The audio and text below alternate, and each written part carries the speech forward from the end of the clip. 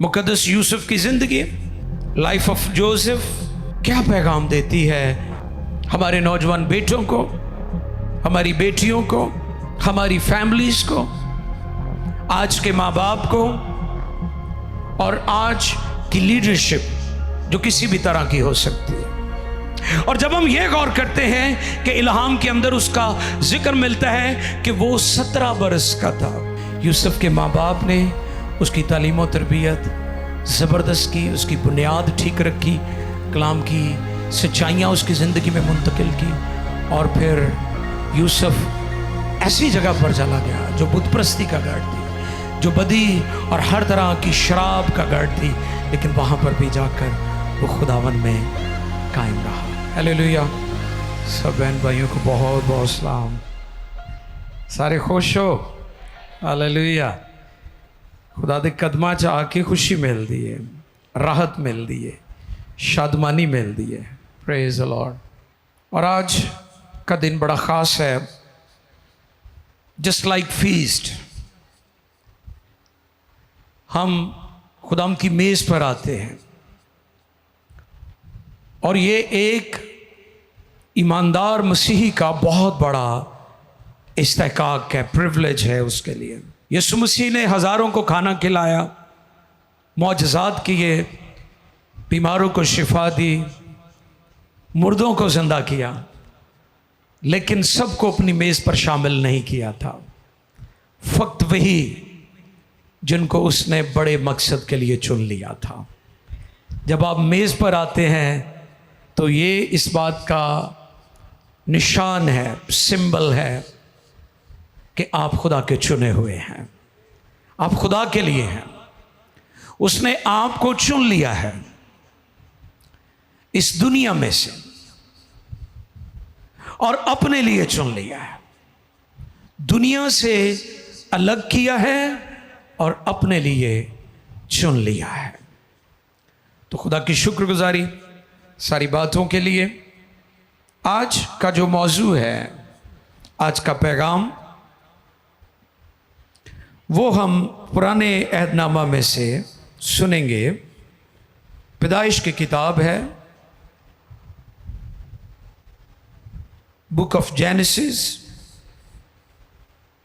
Chapter 37, पैदाइश 37वां बाब और उसकी दूसरी आयत मुकद्दसा को हम तिलावत करेंगे। आओ कलाम खुदा में से आज की तिलावत जो सुनने को है हम, वो पैदाइश 37वां बाब और उसकी दूसरी आयत मुकद्दसा से हम सुनेंगे।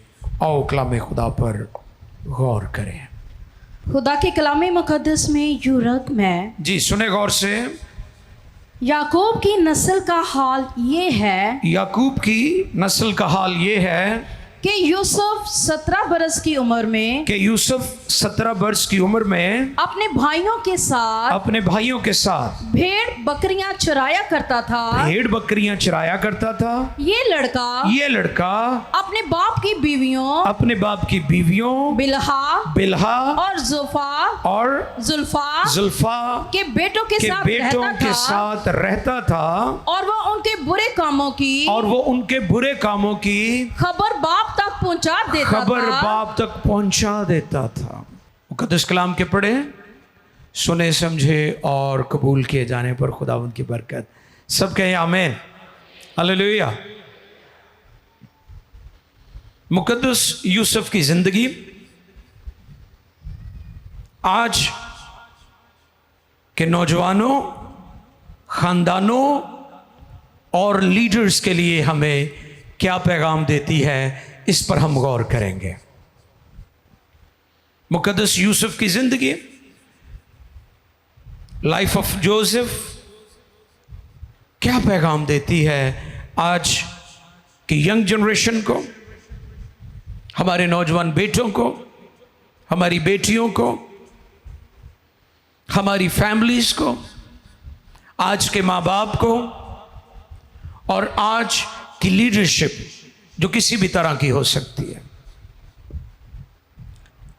यूसुफ इब्रानी नाम है जिसका मतलब है खुदा ने मजीद इजाफा कर दिया। हालेलुया। गॉड हैज एडेड, यानी पहले भी बरकत सी और बरकत देती है। हालेलुया। जिसे हम कहते हैं बरकत पर बरकत, बरकतों पर बरकत, ब्लेसिंग्स अपॉन ब्लेसिंग्स। यानी खुदा आपको महदूद नहीं रखता, खुदा आपकी बरकत को लिमिटेड नहीं रखता, बल्कि खुदा आपकी हदूद को, आपकी ब्लेसिंग्स को इंक्रीज करता रहता है, बढ़ाता रहता है। ऐसा है हमारा खुदा, जो आपको सिर्फ लिमिटेड नहीं रखना चाहता, वो चाहता है कि आप अनलिमिटेड हो जाएं, आपकी बरकत का दायरा फैल जाए। यही यूसुफ के नाम का मतलब है। गॉड हैज एडेड, खुदा ने मजीद इजाफा कर दिया।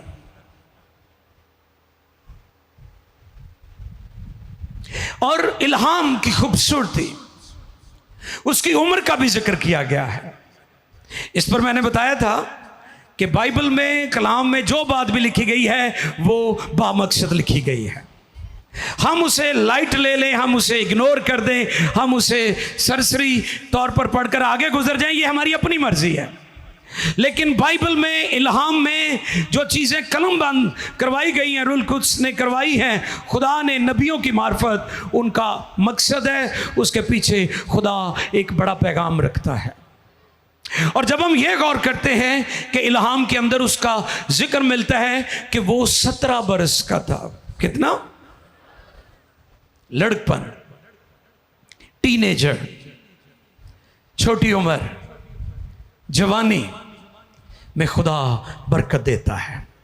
दाऊद पर मैंने पैगाम दिया था कि दाऊद को बुढ़ापे में खुदा ने बरकत नहीं दी थी। दाऊद को खुदा ने बुढ़ापे में सरफराज नहीं किया था, बल्कि जवानी में सरफराज किया था। हालेलुया। कब सरफराज किया था? जवानी में।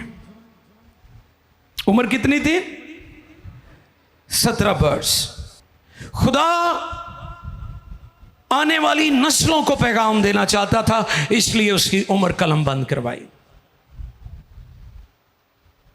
खुदा आने वाली नौजवान नस्ल को पैगाम देना चाहता था, इसलिए मैंने कहा आज का मौजू यूसुफ की जिंदगी से नौजवानों के लिए पैगाम, खानदानों के लिए पैगाम और लीडर्स के लिए पैगाम। 3 एरियाज हैं। 17 साल का था। कितने साल का? 17 साल। लड़कपन, छोटी उम्र, टीनेजर, लेकिन दिल खुदा के साथ जुड़ा हुआ है। ऐवी नहीं आवारा गर्दियां ते नलैकियां ते बेवकूफियां ते ऐवी मस्करियां तरह जिंदगी गुजार रहा सी। No, God's purpose driven life, खुदा के मकसद के तहत जिंदगी गुजारने वाले लोग दुनिया में कामयाब होते हैं, दुनिया में सरफराज होते हैं, दुनिया में बुलंद किए जाते हैं, दुनिया में उठाए जाते हैं। खुदा उन्हें अपलिफ्ट करता है जो खुदा के पर्पस के नीचे अपनी जिंदगी बसर करते हैं। अपने भाइयों के बुरे काम किहड़े? यानी ਇਹਦਾ मतलब ਇਹ ਵੇ कि ਉਹਦੇ ਮਾਂ ਪਿਓ ਨੇ ਉਹਦੀ ਤਰਬੀਅਤ ਐਵੇਂ ਦੀ ਕੀਤੀ ਸੀ ਕਿ ਉਹਨੂੰ ਅੱਛੇ ਤੇ ਬੁਰੇ ਦੀ ਪਹਿਚਾਨ ਹੈਗੀ ਸੀ। ਸਾਡੇ ਨਿਆਣਿਆਂ ਤੋਂ ਨਹੀਂ ਨਾ ਇਹ ਪਤਾ ਵੀ ਇਹ ਬੁਰਾ ਹੈ ਜਾਂ ਚੰਗਾ ਹੈ। ਅਸੀਂ ਕਹਿੰਦੇ ਆਪੇ ਵੱਡਾ ਹੋ ਕੇ ਸਿੱਖ ਲਏਗਾ, ਉਹ ਵੱਡਾ ਹੋ ਕੇ ਹੋਰ ਖਰਾਬ ਹੋ ਜਾਂਦਾ ਹੈ। ਇੱਕ ਹੋਰ ਕੰਮ ਫੜਿਆ ਹੈ, ਜਿਹੜਾ ਡਿੰਗਾ ਹੈ ਉਹਨੂੰ ਕਹਿਣਗੇ ਤਾਂ ਵਿਆਹ ਕਰ ਦਿਓ ਠੀਕ ਹੋ ਜਾਏਗਾ। ਦੱਸੋ ਤੁਸੀਂ, अपना मुंडा ठीक करने लई अगले दी धी का भी बेड़ा गर्क कर देंगे ने, ते जेड़े मुड्ढां दे विगड़े ने वो कित्थों ठीक होंदे ने। अपने भाइयों के बुरे काम किनू दसदा सी जाके? हाँ, घर आकर अपने बाप को खबर देता था, यानी अपनियां गल्लां, हालात व वाक़यात अपने माँ बाप से शेयर करता था। तो पैगाम ये है कि आप मेरी बहनें, बेटियां, नौजवान बच्चे, आप अपने मामलात माँ बाप के साथ ही शेयर किया करें। जब बच्चे अपने मामलात माँ बाप के साथ शेयर नहीं ना करते, तो फिर और लोग उनकी लाइफ में आ जाते हैं, वो उनके साथ शेयर करते हैं। और फिर ऐसे ग्रुप्स जो आपको मिसयूज करना चाहते हैं, ऐसे लोग जो आपकी जिंदगी में कड़वा बीज बोना चाहते हैं, ऐसे लोग जो आपकी जिंदगी में भलाई नहीं देखना चाहते, वो आपकी लाइफ में आ जाते हैं और फिर आप उनका टूल बन जाते हैं। और इब्लीस बुरे तरीके से आपकी लाइफ को, आपके फ्यूचर को, आपकी एजुकेशन को, आपकी जॉब को, आपके बिजनेस को, आपके मामलात को डिस्ट्रॉय करता है। वो अपने बाप को खबर देता था। किसको खबर देता था? बाप को, फादर, मेंटोर, आपका सिखाने वाला, आपकी तरबियत और नसीहत करने वाला। इसलिए हम अक्सर ये बात जो पेरेंट्स हैं उनको सिखाते हैं कि आप अपने बच्चों के साथ अपना रवैया, मिजाज फ्रेंडली रखें, दोस्ताना रखें, ताकि आपके बच्चे बाहर दोस्त ना बनाएं। और आज अफसोस के साथ हमारी नौजवान नस्ल जिस डगर पर जा रही है, उसके आगे तारीकी ही तारीकी नज़र आ रही है। कोई फ्यूचर नहीं है, क्योंकि उनके फैसले, उनकी ज़िंदगी, उनके लाइफस्टाइल से पता चलता है कि इनकी ज़िंदगी तारीकी और तबाही की तरफ जा रही है। उसका बाप उसका फ्रेंड था। इसलिए बच्चों से मेरी ताकीद है, बेटों बेटियों से, आप जिस भी एज में हैं, टीनेजर हैं, यंगस्टर्स हैं, मैं आपको ये पैगाम देना चाहता हूँ कि अपने बाप और माँ से अपनी दोस्ती कायम करें। माँ बाप के लिए क्या है? माँ बाप को भी ट्रस्ट लेवल को बढ़ाने की ज़रूरत है, क्योंकि माँ बाप भी बच्चों पर ट्रस्ट पूरे तौर पर नहीं करते। दूजियां दी गल मान लेंदे, अपने बच्चे नूं नहीं मौका देंदे। अपने बच्चों पर ट्रस्ट करें, उन पर भरोसा करें, और जब आप ऐसा करेंगे तो यूसुफ की तरह बच्चे अपना हार्ट आपके साथ शेयर करेंगे, क्योंकि आप अपने बच्चों पर एतमाद कर रहे हैं।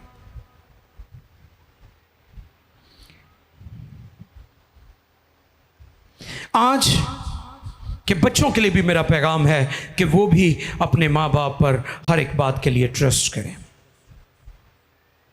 अगर आप अपने माँ बाप पर ट्रस्ट नहीं करेंगे, उन पर भरोसा नहीं करेंगे, उन पर एतमाद नहीं करेंगे, तो गलत लोग आपकी जिंदगी में एंटर होंगे, और गलत लोग फिर आपकी जिंदगी को डिस्ट्रॉय करेंगे।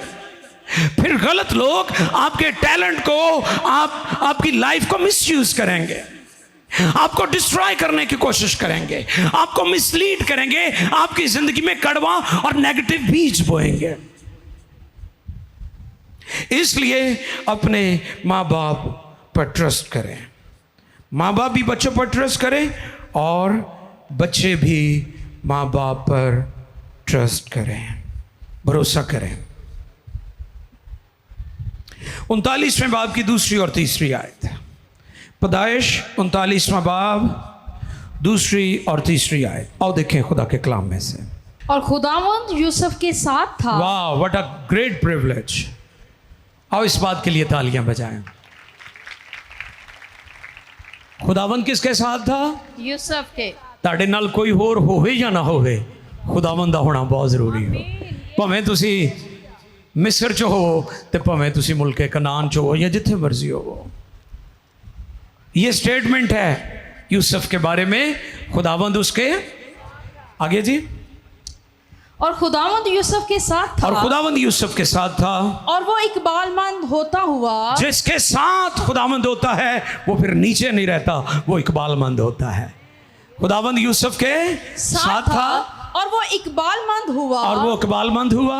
और अपने मिस्री आका के घर। और अपने मिस्री आका के घर में रहता था। बहुत शुक्रिया जी।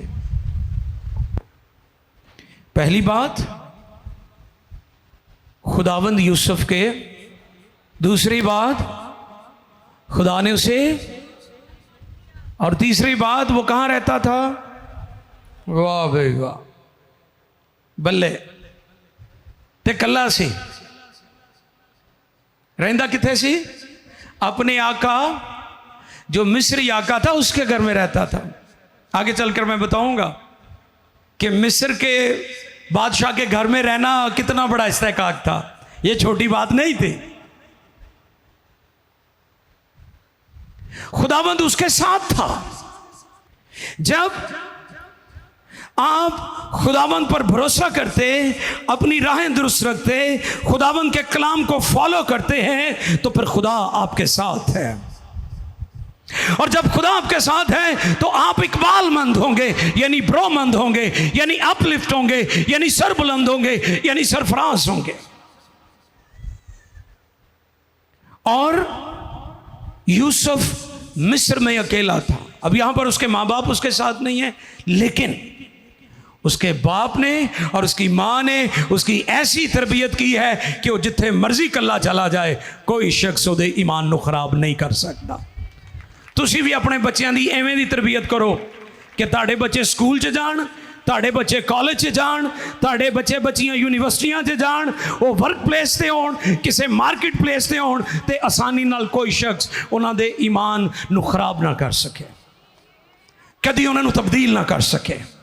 वो अकेला था और मिस्र में था।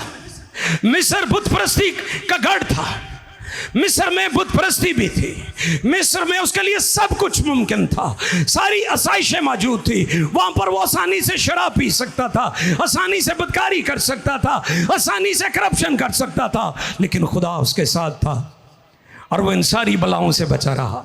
वो मिस्र में अकेला था और किदे घर च सी? मिस्री। सुनो गौर ना, पुराने अदवार में बादशाह अपने घर में मर्द स्टाफ नहीं रखते थे, ट्रांसजेंडर यानी ख्वाजा सरा को रखते थे। इसके पीछे वजह क्या थी? क्योंकि वो नहीं चाहते थे कि उनकी फैमिली में किसी तरह का कोई चैलेंज हो। लेकिन यूसुफ उसके घर में रहता था, उसने इतना ट्रस्ट डेवलप किया था अपना। वाह, इतना ट्रस्ट उसका डेवलप हो चुका था। माँ बाप के लिए मेरा पैगाम है, अपने बच्चों की ऐसी बुनियाद मजबूत बनाओ कि आपके बच्चे फैसलाबाद में हो, आपके बच्चे मिस्र में हो, आपके बच्चे पाकिस्तान में हो, आपके बच्चे हिंदुस्तान में हो, आपके बच्चे अफ्रीका में हो, आपके बच्चे अमेरिका में हो, खुदा उनके साथ साथ हो। ऐसी तरबियत करो अपने बच्चों की, ऐसा सिखाओ उन्हें, ऐसा मजबूत बनाओ, ऐसा कलाम का बीज बो उनकी जिंदगी में। वो जहां भी जाए, वो अकेले भी हो, वो दुनिया में मुनफरिद नजर आए, वो दुनिया को अलग नजर आए। ऐसी कलाम के जरिया से उनकी तरबियत करो, ऐसी फाउंडेशन बनाओ कि कोई उनको उनके ईमान से हिला ना सके।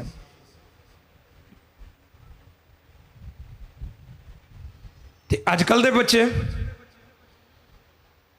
वो कहते मां प्यो की नज़र इधर होई ते कार्रवाई पा देंगे ने।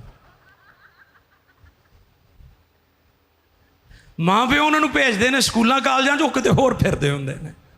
अफसोस, ना माँ बाप ने संजीदा लिया, ना बच्चों ने संजीदा लिया। फैमिली, ख़ानदान, घराने, सोसाइटी तबाही की तरफ चली गई। यूसुफ की ज़िंदगी से सीखो। वो अकेला था और कहाँ था? मिस्र के अंदर। उम्र कितनी थी? 17 साल। वो मिस्री आका के घर रहता था, बहुत बड़ा इस्तेकाक। अच्छा, उसने उसे बाहर नहीं रखा था, कोई एक डिपार्टमेंट नहीं दिया था। आगे चलकर हम सीखेंगे कि मिस्री जो किंग था, जो बादशाह था, उसने उसे सारी अथॉरिटी दी हुई थी, सारा इख्तियार दिया हुआ था। क्यों उसने उस पर एतमाद किया? उसके मिस्री आका ने। जी शाबाश, थैंक यू बेटा, गुड। क्योंकि खुदाबंद उसके ते तुहानूं पता जो लोगों को यह पता है कि भी यह बंदा रब दा है, लोग एतमाद करते हैं। एक वक्त था पाकिस्तान में भी मसीहों को ढूंढते थे लोग कि ये ईमानदार हैं, ये झूठ नहीं बोलते, ये चोरी नहीं करते, हाँ जी, ये झूठी गवाही नहीं देते, ये अमानत में ख़यानत नहीं करते अपना काम। तो हुण तो रब ही रहम करे, हुण तो असी भी बस एवें दे ही हो गए हैं जिवें बाकी दुनिया है। मसीही दुनिया में निराले हैं, मसीही दुनिया में मुनफरद हैं। बाइबल ने हमें शाही कहनों का फ़िरका, मुकद्दस कौम, खुदा की ख़ास मलकियत ठहराया और मुकर्रर किया ताकि दुनिया में हम खुदा की खूबियाँ ज़ाहिर करें। ये इस्तेकाक है मसीहों का।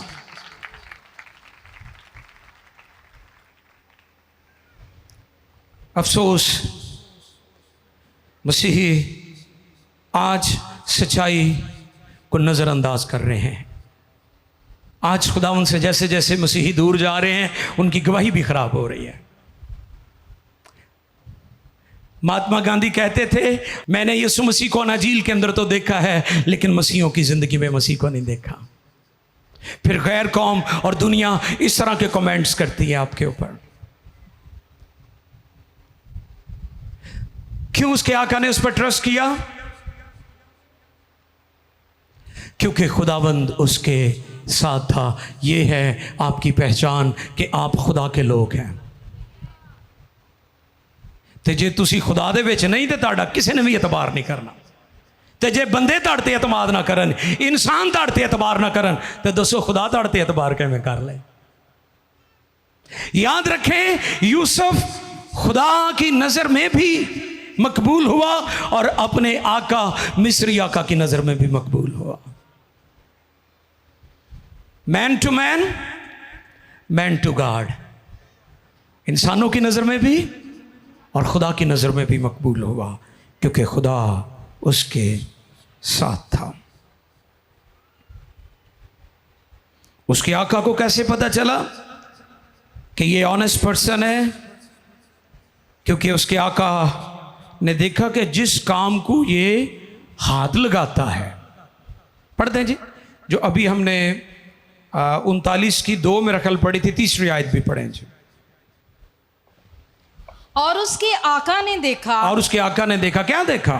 कि खुदावंद उसके साथ है, खुदावंद उसके साथ है, और जिस काम को वो हाथ लगाता है, खुदावंद उसमें उसे इकबालमंद करता है। हालेलुया। यानी जेड़ा काम ये करता है ना, वो काम बाबरकत हो जाता है। ये कैसी बात है? यानी दूसरे भी हाथ लगाते होंगे, दूसरों को भी उसने कुछ इख्तियारात दिए होंगे, लेकिन उसने देखा कि जिस काम को यूसुफ हाथ लगाता है, उस काम में वो इकबालमंद होता है, ब्रोमंद होता है, सरफराज होता है। उन्हें पता चल गया कि बंदा खुदा दा है। उसने उसे क्या किया फिर? जी पढ़ते जाए, होगी मुकम्मल जी। चुनाचे यूसुफ उसकी नजर में मकबूल ठहरा और वही उसकी खिदमत करता था, और उसने उसे अपने घर का मुख्तार बनाकर अपना सब कुछ उसे सौंप दिया। और जब उसने उसे घर का और सारे माल का मुख्तार बनाया, तो खुदावन ने उस मिस्री के घर में यूसुफ की खातिर बरकत बख्शी। और उसकी चौथी आयत पढ़ लीजिएगा, चौथी आयत। चुनाचा यूसुफ उसकी नजर में मकबूल ठहरा और वही उसकी खिदमत करता था। और उसने उसे अपने घर का मुख्तार बनाकर अपना सब कुछ उसे सौंप दिया। क्या भरोसा था? सब कुछ सौंप दिया, वो उस पर भरोसा करता था। छठी आयत पढ़िए जी, इसी बाब की छठी आयत, 39वें बाब की छठी आयत भी देखेंगे। और उसने अपना सब कुछ, और उसने अपना सब कुछ यूसुफ के हाथ में छोड़ दिया, यूसुफ के हाथ में छोड़ दिया, और सिवा रोटी के जिसे वो खा लेता था, खा लेता था, उसे अपनी किसी चीज का होश ना था, और यूसुफ खूबसूरत इथे रुको जरा, यूसुफ खूबसूरत और हसीन था। हाँ, कुदरती हुस्न। लोग फैशन की लगन में मारे मारे फिर रहे हैं, लेकिन खुदा के हाथ के नीचे रहे, आपके चेहरे पर कुदरती ग्लो होगा, नेचुरल ग्लो होगा, नूर होगा, जलाल होगा, बरकत होगी। यूसुफ कुदरती तौर पर खूबसूरत और हसीन था। ये खूबसूरती उसके अंदर की भी है और उसके बाहर की भी है। खूबसूरत, हसीन, नेचुरल ब्यूटी। आज लोगों ने अपनी शक्ल बिगाड़ ली है। तरह तरह से लोगों ने अजीब अजीब किस्म के फैशन किए हुए, खासतौर पर हमारे नौजवानों ने। हमारी मसीही आबादियों में अगर जाएं तो आपको अजीब अजीब नमूने मिलेंगे, वहां पर अजीब और गरीब आपको नमूने मिलेंगे। यूसुफ से सीखो, वो कुदरती तौर पर खूबसूरत और हसीन था, और सिर्फ ज़ाहिरी तौर पर नहीं, उसका बातन भी रोशन था, वो अंदर से भी खूबसूरत था। अपने बच्चों को टीच करें। आप दुनिया में मुनफरिद हैं, अपनी शक्ल ना बिगाड़े, अपना हुलिया ना बिगाड़े, बेहुदा किस्म के लिबास ना पहने, दुनिया और कौमों में मसीही ईमान की तजलील ना करवाएं। आपकी वजह से कौमें फिर बातें करती हैं। अपने हुलिये ठीक करो, अपने लिबास पर गौर करो, कैसा लिबास पहनते हो। कहीं तो चर्च आने लगे भी नहीं ख्याल कर दे। लिबास मुनासिब और हयादार होना चाहिए, इस पर बात ही नहीं होती, सिखाया ही नहीं जाता। चर्चेस को इस पर पैगाम देने की ज़रूरत है कि हमारा लिबास कैसा होना चाहिए। बाइबल मुक़द्दस ज़ाब्ता हयात भी है और ज़ाब्ता निजात भी है। इब्ने आदम खोए हुओं को ढूंढने और निजात देने आया है। ऐसा नौजवान जो खूबसूरत था, कुदरती हुस्न। फैशन की लगन ने बच्चों की तबाही कर दी है। हम अपने फैशन को पूरा करने के लिए हर शॉर्टकट वे की तरफ चले जाते हैं। इस पर ज़्यादा नहीं मैं जाऊंगा, लेकिन कलाम फरमाता है हुस्न धोखा और जमाल बेसबात है। खुदा आपको सिर्फ बाहर से नहीं बल्कि अंदर से देखता है। आप गौर करें कि जहां पर वो रहता था वो बादशाह का महल था, पैलेस था। अगर यूसुफ चाहता तो जैसा कि बादशाह की बीवी उस पर फिरफ्ता हो गई थी, वो क्या करता, वो जहर का प्याला लेता और अपने आका को दे देता ताकि मगरो लथे तो चलो यदि बीवी ना मैं ब्याह भी कर ला और मुल्क का बादशाह भी बन जा। लेकिन यूसुफ ने ऐसा नहीं किया। यूसुफ ने कोई शॉर्टकट नहीं खेला। जब आप शॉर्टकट नहीं खेलेंगे तो खुदा वक्त पर आपको सरफराज करेगा। उसने कोई, मैं पिछले दिनों गौर कर रहा था, किंग चार्ल्स जब उसकी मां इस दुनिया से चली गई, इस पर मैंने पैगाम दिया था कि क्वीन से पूछा किसी ने कि मलका एलिज़ाबेथ आप की सबसे बड़ी डिजायर दुनिया में क्या है। उसने कहा मेरी सबसे बड़ी डिजायर यह है कि मेरे जीते जी यीशु मसीह दुनिया में आ जाए और मैं अपने सारे ताज यीशु के कदमों में रख दूं और उसे कहूं कि तू ही किंग है, तू ही बादशाह है। और आपको पता है कि 70 साल की उम्र में वो शख्स, उसका बेटा चार्ल्स जो पहले शहजादा था फिर किंग बना, मैं गौर कर रहा था कि उसने कितना इंतजार किया अपनी बारी का, सबर से इंतजार किया। वो चाहता थे माई नू पहले भी खुडे लाइन ला सकता सी, जिवें ला दिंदे ने लोग, है ना, लेकिन वो सब्र से इंतज़ार करता रहा। तो सब्र का फल की हुंदा है? असीं कहने हैं ना सब्र का फल मिठा हुंदा है। वाकया स्टेटमेंट है कि वो खूबसूरत और हसीन था और खुदा उसके साथ था। अगर अंदर यीशु है, पाक रूह है, अब जहां भी है खुदा आपके साथ है।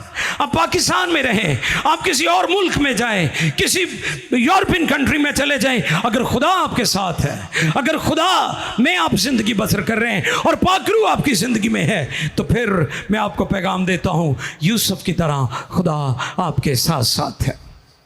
अब हम 39वें बाब की 7वीं और 8वीं आयत देखेंगे। 39वें बाब की 7वीं और 8वीं आयत। इन बातों के बाद यूं हुआ कि उसके आका की बीवी और उसके आका की बीवी की आंख यूसुफ पर लगी और उसने उससे कहा कि मेरे साथ हम बिस्तर हो, लेकिन उसने इनकार किया और अपने आका की बीवी से कहा कि देख मेरे आका को खबर भी नहीं कि इस घर में मेरे पास क्या क्या है, और उसने अपना सब कुछ मेरे हाथ में छोड़ दिया है। ये है ईमानदारी, ये है रासबाजी कि आप अकेले हैं, आप तन्हा हैं और हर तरह की बुराई आपको मुयस्सर है, लेकिन आप उससे इज्तनाब कर रहे हैं। ये है यूसुफ, ये है बच्चों के लिए मशले राह। और आज मीडिया ने हमारी दुनिया को इखलाकी तौर पर दवालिया करके रख दिया। नेगेटिव मीडिया की मैं बात कर रहा हूं, वो मीडिया जो हमारी नस्लों को बर्बाद कर रहा है, उन्हें इमोशनली डैमेज कर रहा है, उन्हें ज़हनी तौर पर माजूर कर रहा है। आज की दुनिया बहुत बड़ा चैलेंज है। आज हमारे बच्चों को मिस्र का तो सामना नहीं है, लेकिन जो मीडिया का मिस्र है वो हमारे बच्चों को तबाह कर रहा है। हमारे बच्चे मिस्र में तो नहीं है, हमारी नस्लें, हमारे नौजवान बेटे बेटियां, हमारे खानदान मिस्र में तो नहीं है, लेकिन मीडिया का मिस्र जो है हमारे बच्चों की तबाही कर रहा है। इसलिए अपने बच्चों की तालीम और तरबियत और उनकी बुनियाद खुदा के कलाम के मुताबिक करें, वरना आपके बच्चे तबाह हो जाएंगे। कोई फ्यूचर नहीं, कोई मुस्तकबिल नहीं और कोई टारगेट और मंजिल नहीं। थिस्सलुनीकियों को पौलुस रसूल थिस्सलुनीके के ईमानदारों को लिखते हुए, पहला थिस्सलुनीकियों 4 बाब 1 से 5वीं आयत मुकद्दसा तक हम देखें और खुदा के कलाम में से इन हवाला जात को हम पढ़ लें। पहला थिस्सलुनीकियों 4 बाब की 1 से 5वीं आयत तक। जी, गर्ज है भाइयों, मैं तुमसे दरख्वास्त करता हूँ और खुदावंद यीशु मसीह में तुम्हें नसीहत करता हूँ कि जिस तरह तुमने हमसे मुनासिब चाल चलने और खुदा को खुश करने की तालीम पाई और जिस तरह तुम चलते हो उसी तरह और तरक्की करते जाओ क्योंकि तुम जानते हो कि हमने तुमको खुदावंद यीशु की तरफ से क्या क्या हुक्म पहुंचाए, चुनाचा खुदा की मर्जी ये है कि तुम पाक बनो, यानी हरामकारी से बचे रहो और हर एक तुम में से पाकीज़गी और इज्जत के साथ अपने ज़र्फ को हासिल करना जाने। ना शहवत के जोश से उन कौमों की माने जो खुदा को नहीं जानती, जो खुदा को नहीं जानती, नहीं जानती। Thank you. एक और हवाला आखिर में, इमसाल 25:28, इमसाल 25:28 भी हम देखेंगे जी। कलाम खुदा में से इमसाल की किताब 25वां बाब 28वीं आयत। जो अपने नफ्स पर जाबित नहीं, जो अपने नफ्स पर जाबित नहीं, वो बेफसील और मस्मार शुदा शहर की मानिंद है। ज़ाब्ते नफ्स यानी अपनी ख्वाहिशों पर, अपनी सोचों पर, अपने बदन पर गालिब आने वाला शख्स। और जो ज़ाब्ते नफ्स नहीं है वो किसकी मानिंद है? मस्मार शुदा शहर की मानिंद है। यानी ऐसा शहर जो मस्मार हो चुका है। आपने देखा होगा कि जब आजकल टाउन्स बनते हैं तो उसके चौगिर्द एक बाउंड्री वॉल होती है जो उसके तहफ़्फ़ुज़ की ज़ामिन होती है, सिक्योरिटी को इंश्योर करती है। और अगर वो दीवार गिर जाए तो वो सोसाइटी, वो नेबरहुड गैर महफूज हो जाएगा। इसी तरह जब आप गालिब आने वाले ईमानदार बन जाएंगे तो चीज़ों पर, ख्वाहिशों पर गालिब आएंगे। और जैसे लिखा है कि खुदावंद यूसुफ के साथ था और वो इकबालमंद हुआ। वाह! जब हम खुदा में होते हैं तो फिर हम इकबालमंद होते हैं। आज के इस पैगाम में हम इस बात को सीखते हैं कि यूसुफ 17 साल का था। यूसुफ के माँ बाप ने उसकी तालीम व तरबियत ज़बरदस्त की, उसकी बुनियाद ठीक रखी, कलाम की सच्चाइयाँ उसकी ज़िंदगी में मुंतकिल की। और फिर यूसुफ ऐसी जगह पर चला गया जो बुत परस्ती का गढ़ थी, जो बदी और हर तरह की शराब का गढ़ थी, लेकिन वहाँ पर भी जाकर वो खुदावंद में कायम रहा। हालेलुया! आओ इस पैगाम से हम सीखें और जानें कि खुदा इस पैगाम में कौन सी बात हमारे साथ कर रहा है। आओ सरों को झुकाएं और हम दुआ और शुक्रगुजारी करें।